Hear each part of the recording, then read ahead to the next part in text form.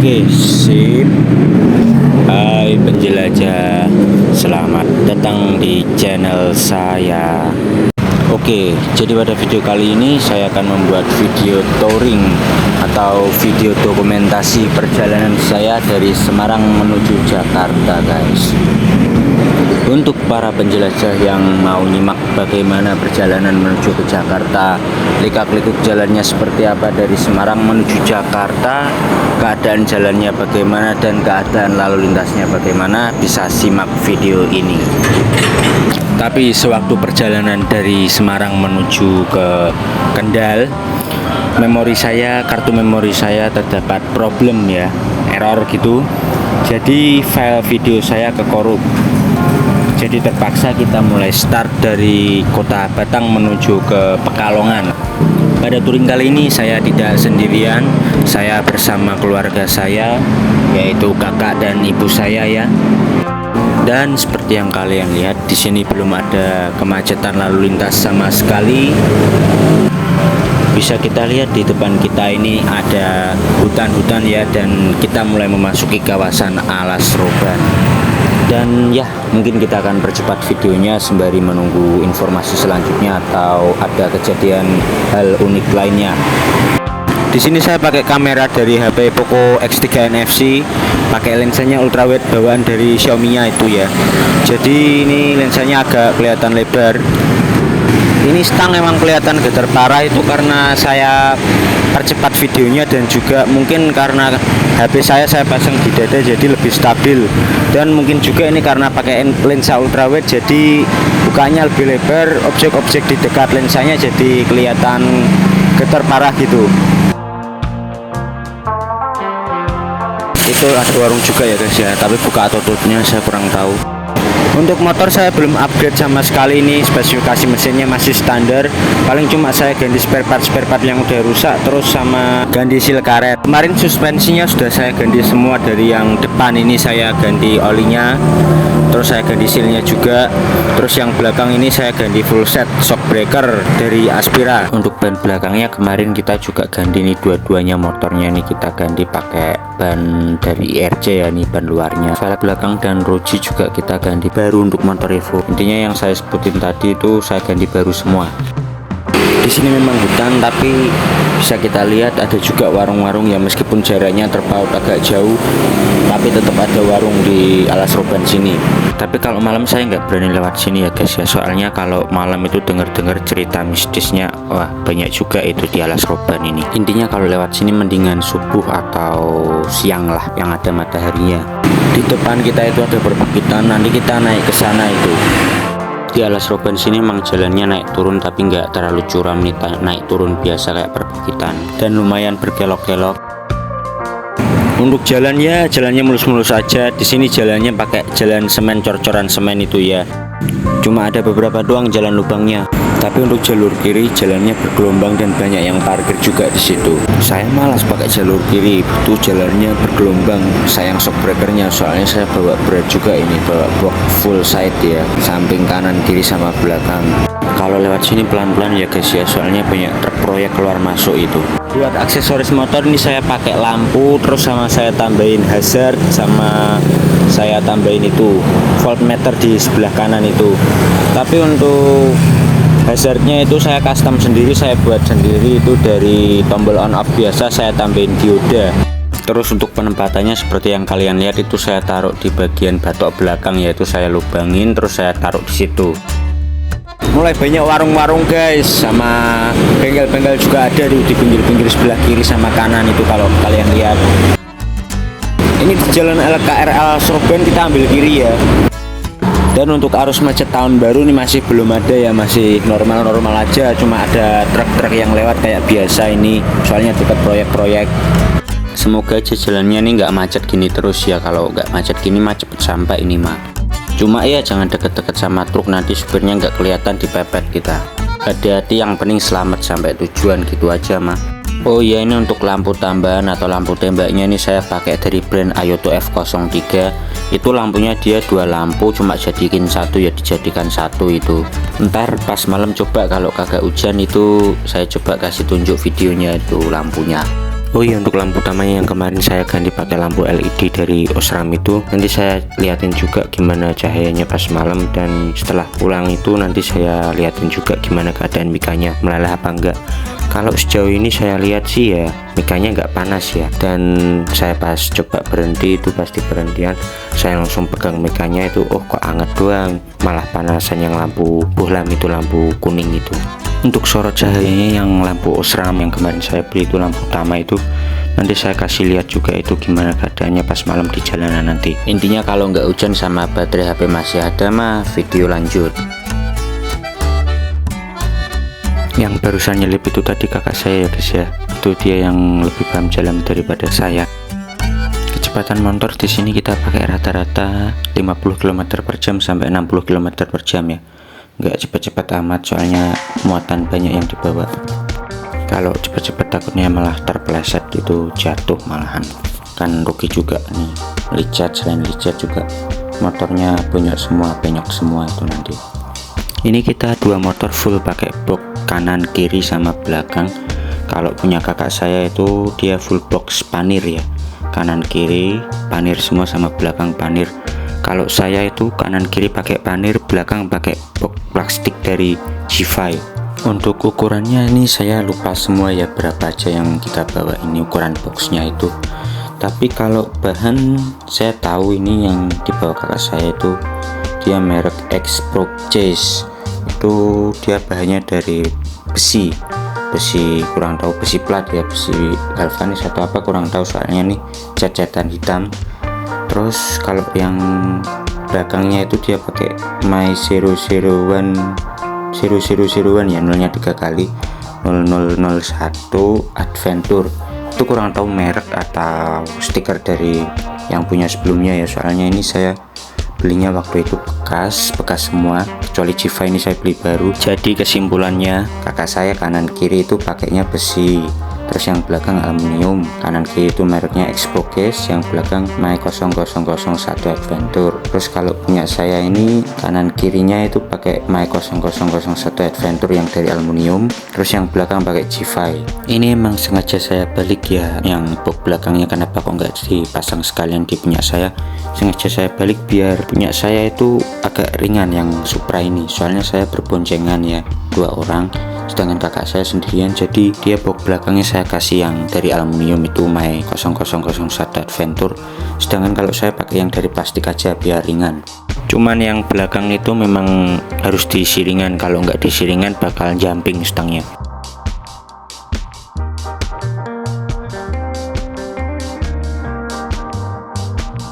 Ini box dulu saya belinya bekas, untuk harganya dulu yang My 0001 Adventure itu lengkap kanan kiri sama belakang itu saya beli di Jogja waktu itu, harganya sekitar 1.800.000. Dan untuk yang samping kanan kiri itu merek Adventure ya, yang kedua ini. Itu yang pertama saya beli di Jogja itu dapat paket isinya 3. Terus ini yang kedua saya beli di Magelang itu yang X-Pro Case itu yang dari besi itu dulu saya beli sekitar 1 juta itu kanan kiri doang, tapi nggak yang sama yang belakang. Kalau yang belakang G5 itu saya belinya terpisah sekitar 500 ribuan ya kalau nggak salah di online shop itu, di Shopee. Tapi kalau G5 saya belinya baru. Yang box belakang G5 ini dia tipenya E33NX, dan untuk kapasitasnya sekitar 30 liter, tapi ini saya kurang tahu pasti ya, soalnya saya waktu itu beli sudah lama juga jadi sudah lupa. Mungkin di next video kita bakal coba bahas ini box G5 ya, dan box panir-panir yang saya beli kemarin itu, tapi satu-satu. Dan yang pertama saya bahas mungkin yang G5 dulu. Dan waktu itu dulu saya beli juga dapat beberapa parts pendukung. Untuk kelengkapan waktu itu saya belinya dapat box ya, box utamanya, terus dapat bracketnya itu yang dari plastik itu, bukan bracket yang besi. Ke bodi motor itu bukan ya, bracket yang lebih mirip dudukan itu, bracket dudukan, terus sama baut-bautnya sama kunci itu udah 2 pasang. Nanti intinya kita bahaslah di video selanjutnya.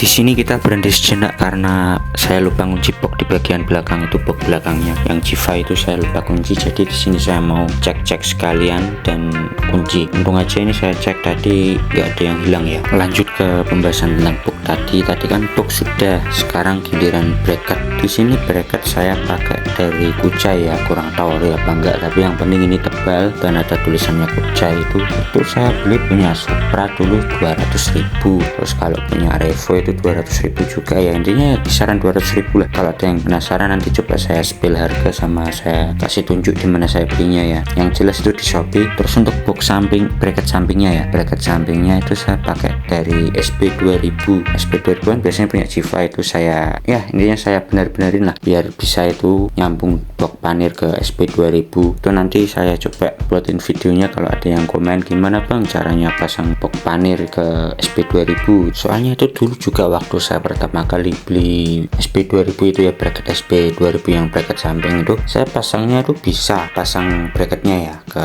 Kucai, ke bracket utama itu bracket Kucai. Tapi kok setelah saya ulah-kalik itu gimana ini cara pasangnya boxnya itu ke bracketnya, kok nggak bisa, apa harus dibor lah, apa harus dilas lah. Saya tuh waktu itu sempat kepikiran, oh ini ditambahin gini kali ya, dilas aja kali ya atau gimana gitu ya. Terus saya sempat mikir gitu waktu itu, tapi kok kelihatannya repot, terus malah nambah beratnya nanti. Ternyata saya putar otak, saya kasih aja mounting itu di bagian baut-bautnya, terus sama saya kasih plat cantolan itu buat terkait ke besi SB2000 nya itu ya. Kurang lebihnya nanti saya kasih lah videonya di lain waktu itu, nanti saya buatin videonya. Tapi kalau ada yang komentar, kalau nggak ada yang komentar ya mana ya, saya buatin aja lah tetep lah. Tapi mungkin agak lama ya, soalnya ini saya juga persiapan touring lainnya juga nih, mau touring lagi nanti rencananya.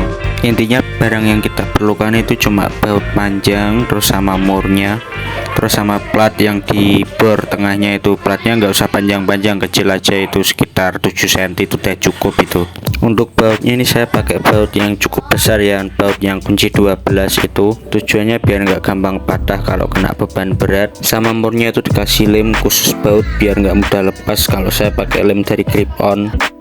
Selain box belakang sama samping itu kan ya juga tengah itu kelihatannya kan ya bisa ya dibuat bawa barang itu. Kalau tengah itu apa namanya, cover tengah atau leg shield itu ya, itu kan kalau dibiarin kosong kan ya percuma itu. Itu akhirnya saya belikan juga itu yang kayak bracket itu ya, bracket tengah itu buat wadah-wadah atau bagasi tengah lah. Kalian bisa cari di Shopee itu bagasi tengah motornya Supra ya, misalnya bagasi tengah motor Supra gitu, itu ada itu. Nanti coba cari yang dari besi itu, full besi itu saya kasih itu ya, kasih itu juga itu di Supra sama Revo. Tujuannya buat bawa barang sekalian ya. Biasanya kalau dibawa langsung itu kan malah plastiknya yang pecah malahan nanti. Nah itu saya kasih besi itu, saya beli sudah jadi, saya kasih besi itu yang ada jepitannya itu, yang full besi ya, yang bukan yang ada plastiknya itu, bukan yang full besi yang ketebalannya cukup tebal buat bawa beban. Ini saya habis ini mau berhenti sebentar ya buat mastiin ini apa sudah di jalan yang tepat atau belum sama kakak saya. Ini saya tanya nih, ternyata masih lurus ya ini ya. Oke, kita lanjut bahas yang tadi ya, yang pelindung tengah itu.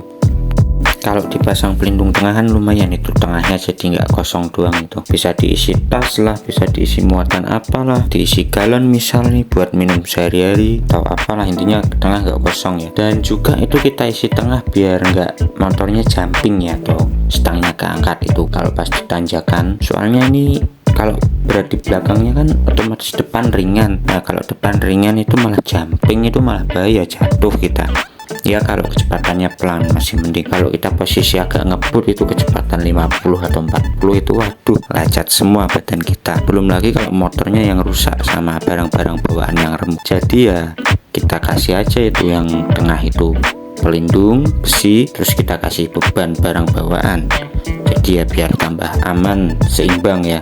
Belakang ada, depan juga lumayan ada. Selain kita sebagai nyetir ya, saya sebagai penyetir itu di depan nambahin beratnya juga ketambahan lagi sama barang bawaan. Ya intinya kita pintar-pintar lah ngatur berat lah biar seimbang. Soalnya kan di jalan kan ya kita nggak tahu keadaan jalannya kayak apa. Siapa tahu pas malam gitu kita ngadepin jalan tanjakan yang berlubang itu, atau jalan tanjakan yang punya itu apa namanya, yang jalannya naik itu bergelombang ya, bergelombang ke atas itu, malah waduh kalau bebannya nggak seimbang kitanya malah yang jatuh. Jadi pintar-pintar lah kita ngatur ini barangnya biar seimbang semua. Untuk besi yang di tengah ini nih saya beli sekitar 40.000 itu. Nanti coba saya kasih reviewnya itu sekalian di next video aja ya, biar gampang buat video khususnya aja nanti. Itu pelindung tengah itu lumayan berfungsi banget itu buat bawa-bawa barang juga itu, biar nggak ngerusak pelindung tengah yang dari plastik itu, biar tetap aman lah intinya lah yang dari plastik itu. Jadi makanya saya kasih yang dari besi ini, harganya 40.000 itu di online shop Shopee. Ya mungkin itu doang ya part-part pendukung buat OTW kita kali ini, dan kita lanjut ke pembahasan apa lagi nih enaknya. Oh iya, ini touring kali ini touring terjauh saya ya yang pernah saya lakukan. Biasanya itu saya kalau touring itu dari satu kota ke dua kota ya, 1-2 kota gitu, misal dari Jogja ke Magelang, Magelang ke Jogja gitu, atau Magelang ke Demak gitu, biasanya gitu. Tapi ini baru kali ini saya ke Jakarta. Dulu pernah sih waktu kecil ya, waktu SMP tuh ke Jakarta, cuma waktu itu saya diboncengin sama kakak saya ya, bukan saya yang di depan. Ini kali ini saya yang di depan, jadi ya mohon maaf bila ada sedikit kesalahan dalam pemilihan jalan atau penyebutan tempat. Dan bagi para penonton yang tahu ini wilayah mana atau tempat apa itu, misal di next video, ini kan videonya agak panjang beberapa part ya, nanti bisa dibantu komen lah di komentar, dibetulkan saya kalau ada kesalahan dalam penyebutan tempat atau wilayah, atau mungkin tersesat gitu, bisa dibantu komen lewat kolom komentar. Habis ini kita akan melewati gapura perbatasan. Selamat datang di Kota Batang. Jadi video ini awal tadi dibuat di sekitaran Desa Lebu, terus kita menuju Kecamatan Banyu Putih, lalu Kecamatan Sitja dan Kecamatan Kandeman, baru datang di Kota Batang. Ini kita akan lanjut terus sampai kita datang di Kabupaten Pekalongan. Dan ini kita lihat Kota Pekalongan, keadaannya lalu lintasnya cukup lumayan longgar, dan ini khusus untuk di jalur saya ya, untuk jalur lawan arah itu saya lihat lumayan ramai juga itu. Sayangnya di sini kita nggak bisa berhenti belanja-belanja atau wisata-wisata ke tempat wisata, karena ini kita fokus untuk terus jalan ke Jakarta dan berhenti kalau pas ada perlu, semisal beli makanan atau mau ke toilet. Di sini kita bahas-bahas dulu kurang berapa kilometer lagi menuju ke Kota Pekalongan dan berapa lama waktu yang dibutuhkan. Keadaan jalan di sini, jalannya pakai aspal ya, aspal biasa, dan sangat disayangkan di sini lumayan banyak lubang, jadi perlu pelan-pelan kalau lewat sini. Soalnya kalau kena lubang rusak shock breakernya. Belum lagi kalau shock breakernya rusak itu velgnya juga kena itu, malahan bisa-bisa malah bocor juga banyak kalau kurang angin, terus ke tatap sama velg. Apalagi nih kita bawa beban juga lumayan berat ini, box kanan kiri sama belakang, jadi kudu hati-hati kalau milih jalan, jangan sampai masuk ke jalan lubang. Dan hari ini kita beruntung di video pertama ini cuacanya sangat mendukung, tidak terlalu panas dan tidak hujan ya, ini mendung-mendung biasa, jadi kita bisa lancar buat video dari Kabupaten Batang menuju ke Pekalongan. Di Kota Batang ini nuansanya masih seperti pedesaan, dan bisa kita lihat di sisi-sisi jalan, di pinggir jalan kanan dan kiri itu banyak pohon ya, nuansanya bagus, cuma minusnya banyak serangga. Kita harus tutup kaca helm kalau lewat sini. Dan untuk malam hari itu, misal kalau kita lewat sini dan kaca helm kita itu riben atau gelap itu ya, itu kita perlu pakai kacamata tambahan yang bening biar kita kalau lewat sini enak, nggak nabrak-nabrak atau kena serangga itu. Intinya kita harus lindungi mata kita dari kemasukan serangga dan juga kemasukan rontokan dari pohon. Dan sebentar lagi kita akan memasuki Kabupaten Pekalongan, itu sudah terlihat perbatasannya. dan sekaligus menjadi penutup pada video part 1 ini dari kota Batang menuju ke Pekalongan. Dan untuk yang suka video seperti ini bisa ikuti part-part selanjutnya dengan cara subscribe biar dapat notifikasi ya kalau saya update part keduanya. Dan kalau suka ya silahkan like, bila ada salah pengucapan nama tempat atau wilayah bisa komentar di kolom komentar ya, dibantu benarkan saya. Terima kasih sudah menonton sampai akhir dan sampai jumpa.